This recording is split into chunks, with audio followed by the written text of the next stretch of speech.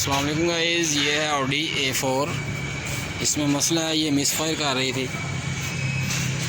2 number और 3 number का cylinder काम नहीं था कर रहा है इसका। इसकी कोयलों के अंदर मसला था। इसकी कोयलें न्यू लेने के लिए गए हुए हैं। इंशाल्लाह गाड़ी को क्लियर करके दोबारा आपको रिप्लाई देंगे।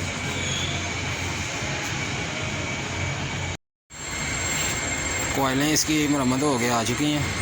इंशाल्लाह ताला इसको इंस्टॉल करके दोबारा आपको रिप्लाई देंगे।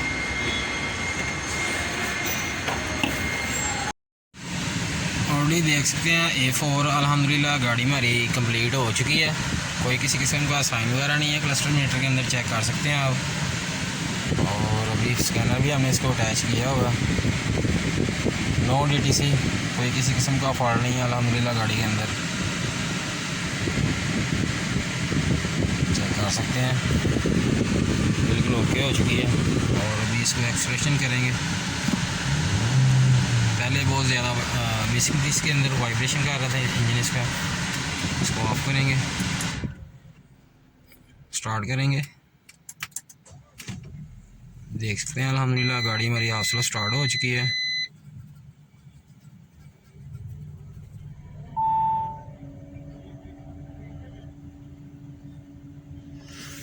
कासिम ऑटो EFI वर्कशॉप, पिंडी बाईपास, गुजरांवाला। हमारे चैनल को सब्सक्राइब करें और बेल आइकन वाले बटन पर क्लिक करें।